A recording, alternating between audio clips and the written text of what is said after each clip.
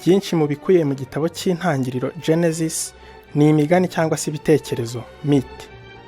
Myinshi muri iyo migani yandukuwe mu gitabo cya kera cyane ku ngoma y'Abakarideya, igitabo gikubiyemo inkuru y'urukundo rwa Enkidu na Gilgamesh, inkuru ya mbere y'urukundo yanditswe mu mateka y'isi. Kuba ari ubwa mbere ubyumvise, ibi ntacyo bitwaye, kuko kuba utarabimenye ntacyo byatwaye umukiro wa roho yawe. Ntabwo nifuza kuzamura impaka ndende muri aka kanya zo kumenya niba Adamu na Eva barabayeho koko. Nta nubwo nshaka kwibanda cyane ku nkomoko y'ikibi mu isi ndetse n'impamvu y'akababaro ko muri iyi si. Byose maze kuvuga hejuru, abahanga mu iyigamana theology babivuzeho ku buryo buhagije, kuva kuri mutagatifu Augustine wabayeho mu kinyejana cya 5 nyuma y'ivuka rya Yezu, kugeza kuri nyiricyubahiro Cardinal Antonio Kambanda, umukardinali wa mbere u Rwanda rugize. Mu bigishamana b'iki gihe, kubatinyuka kwigisha kuri Adamu na Eva bashize amanga, bagerageje kwigisha neza inkuru ya Adamu na Eva, nyamara ndahamya ntashidikanya ko batabimazeyo. Muri iki kiganiro twifashishije ubusesenguzi bw'abahanga mu ityazabwenge filozofi, tugiye kurebera hamwe imiterere y'icyaha Adamu na Eva bakoze, bivuga ko cyabaye inkurikizi y'ikibi ku nyoko muntu yose. Iki ni ikiganiro Yobokamana ricukumbuye, mugikurikira kuri televiziyo Imitari. Njye nitwa Mbonigaba Noel, mbahaye ikaze. Gukoresha ijambo ibitekerezo cyangwa imigani ku nkuru ya Adamu na Eva bikunda kuzamura impaka cyane, kubibwira ko Adamu na Eva ari abantu babayeho koko nk'umugore n'umugabo ba mbere, nk'uko tuzi Bwana François Xavier Ngarambe n'umugore we Yvonne Solange ko ari bo rugo rw'icyitegererezo mu Rwanda, nk'uko ibinyamakuru byinshi bibasura bihamya iby'urukundo rwabo. Ntabwo ndibuze gutinda cyane ku gucukumbura niba barabayeho cyangwa batarabayeho, ahubwo ngiye kwibanda ku kiswe icyaha cy'inkomoko. Ubundi igitekerezo cya Adamu na Eva kiri mu gitabo cy'intangiriro mu isezerano rya kera muri Bibiliya yera cyangwa se Bibiliya ntagatifu. Igitabo cy'intangiriro kiri mu bitabo 5 bigize ibyo bise Torah, ari byo bitabo 5 bya Musa. Iyi nkuru ihera ku iremwa ry'ibiriho mu isanzure. Nk'uko tubikesha umwanditsi w'iki gitabo, Imana yaremye ibiriho byose mu minsi 6 gusa.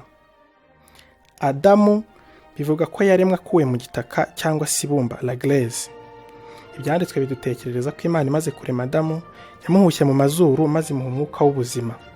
Tugendeye kuyiga jambo etymology, Adamu ni ijambo ry'igitsina gabo no masculine ry'ijambo Adama, bisobanura ubutaka cyangwa se isi. Adamu rero ni umuntu w'ubutaka, humus, ari naho hava ijambo humain cyangwa se human mu rurimi rw'icyongereza. Adamu rero si umuntu gusa, ahubwo ni ikimenyetso gihagarariye umuntu muri rusange, l'homme générique. Ni igisobanuro cy'umuntu mu buryo bw'isi itagaragara ya Plato, le monde des idées. Eva we rero, igitabo cy'intangiriro kitubwira ko Imana yamuremye imukuye mu rubavu rwa Adamu. Eva rero ni igice gore, côté féminin cya Adamu. Eva kandi bivuga ubuzima. Ikindi wamenya ni hari biremwa byariho bikigiramo ibitsina byombi, byari biremanywe ubuhangange bukomeye. Igihe kimwe rero ibi biremwa byaje guteza imyuvumbagatanyo ku mana zariho icyo gihe, ziyobowe n'Imana nkuru Zeus. Zeus abibonye atyo yigira inama yo kubica intege, maze abigabanyamo ibitsina bibiri, ni ukuvuga kimwe kikavamo umugore n'umugabo. Twigarukiye ku gitekerezo cya Adamu na Eva muri Edeni, ijambo ry'Imana ridutekerereza ko babagaho ntacyo babuze, kuko byose bari babifite. Bari bakeneye gukora ngo bagoke babone ikibatunga. Ntabwo babagaho batekereza hazaza, kuko babagaho hanze y'igihe, hors du temps. Icyaha n'urupfu ntabyo bari bazi, kuko babanaga n'Imana. Muri ubwo busitani babagamo byose bari babyemerewe, uretse kurya ku rubuto rw'igiti kimenyesha ikibi n'icyiza, aricyo cyiswe urubuto rwabujijwe, le fameux fruit défendu. Uhoraho yarababwiye ati mushobora kurya imbuto z'ibiti byose usibye urubuto rw'igiti giteye hagati mu busitani, kuko ni mururya muzapfa. Hano Imana bivuze mu magambo yumvikana, ndetse n'igihano iracyumvikanisha. Nyuma Eva yaje guhura n'inzoka, imubwira ko Uhoraho yabubitseho urushesho, ko yababeshye rwose. Iramubwira iti ntabwo muzapfa nimuramuka muriye urwo rubuto, ahubwo amaso yanyu azafunguka muhinduke nk'Imana. Eva rero yariye urubuto, ndetse aho umugabo we, bamaze kuryaho amaso yabo arafunguka, maze babona ko bambaye ubusa. Bahise bajya kwihisha Uhoraho rero, kuko bari bafite ubwoba. Uhoraho ahita amenya icyo bakoze, ntiyategereje rero, ahubwo yahise abirukana muri Edeni, maze ababwira aya magambo asa naho ashingiyeho imibereho mibi ya muntu w'ibihe byose. Yahereye kuri Adamu mbere na mbere nk'umutware w'umuryango, aramubwira ati, Adamu, wowe uzarya umugati wawe umaze gukora wiyushya kuya, naho wowe Eva uzabya bibabaye cyane. Inzoka yahise ivumwa ko izakurura inda igihe cyose, bivuze ko mbere itayikururaga. Ibi bishatse kuvuga ko izagendera ku nda kandi ikazarya umukungugu. Iki gihano ku nzoka cyerekana ko ishyizwe ku rwego rwo hasi rw'imibereho mubiriho. Ubundi icyaha cy'inkomoko péché originel ni ijambo rifite ubusobanuro bubiri butandukanye. Mbere na mbere bivuga uburyo umuntu wese aza hano ku isi nk'umunyamuryango w'inyoko y'abanyabyaha akomora ku kuba nyine afitanye inkomoko n'abakomokaho. Ni ukuvuga abantu ba mbere babayeho, ndetse agakomora imico ye ku yabo, yaba myiza cyangwa mibi. Iki ni cyo bita peccatum originali originatum. Ikindi rero, icyaha cy'inkomoko cyerekana uburyo ikibi kabombo cyimonogoje mu mibereho ya muntu, aricyo bita peccatum originali originatans. Mu nyandiko yitwa Le péché originel et la chute ya Lynn Hugues na Samantha Diab, berekana ko paradizo aricyo kintu cyasigaye cyane mu mitwe y'abasomye iki gitabo cy'intangiriro. Igihano Adamu na Eva bahawe cyo kwirukanwa muri Edeni gifatwa nk'igwa ry'ikiremwa muntu muri rusange ku buryo budasubirwaho.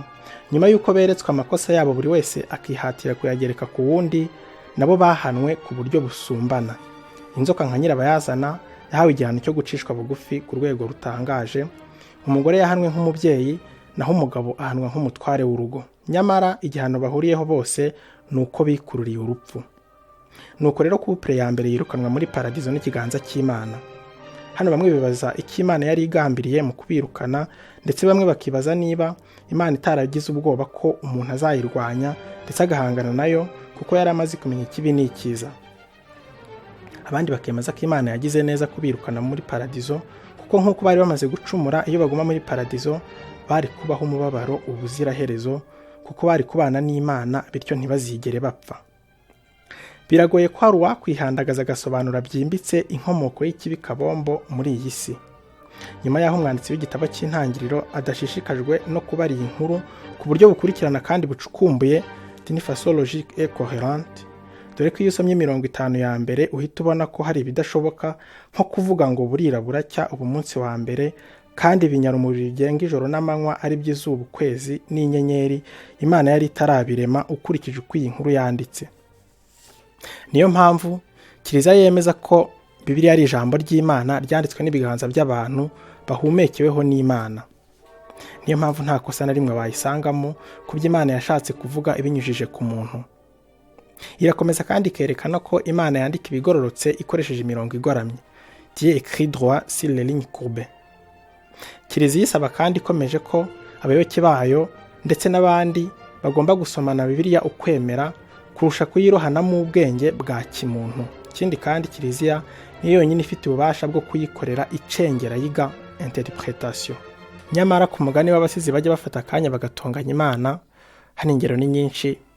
Mwibuka Niyitegeka Graciane, Bahati Innocent muri Rubebe na Junior Rumaga mu Ivanjiri. Umuntu yakwibaza ibibazo bikurikira: mbese koko Imana yaremanye umuntu kamere nziza nawe yiyambura nyuma yo gucumura? Ese koko Imana yihanganiye kuremana umuntu possibilité zo gucumura? Ese koko Imana izi byose ndetse ikamenya ibizaba, yahaye muntu impano isumba izindi y'ubwigenge, ibizi neza ko azayikoresha nabi?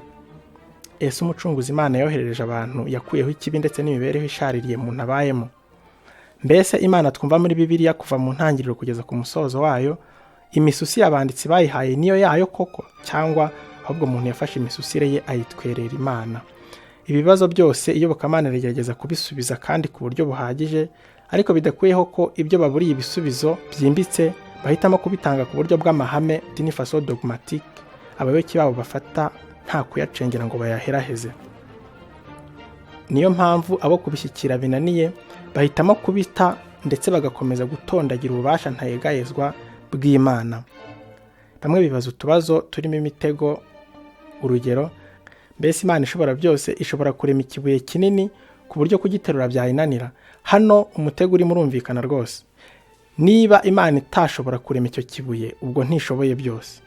Niba kandi idashobora kugiterura yakiremye, ubwo nabwo ntishoboye byose. Gusa ikibazo gikomeye filozofiya na teolojiya byagakwiye gusubiza ni iki gikurikira: rurimi rw'ikilatini si Deus est unde malum, igifaransa si Dieu existe d'où vient le mal, cyangwa se mu cyongereza if God exists why the evil. Niba Imana itararemye ikibi mbese gituruka he? Ndabashimiye cyane. Iki ni ikiganiro iyobokamana ricukumbuye, mugikurikira ku Mitari TV. Nge nitwa Mbanigaba Noel, mbifurije gukomeza guhirwa.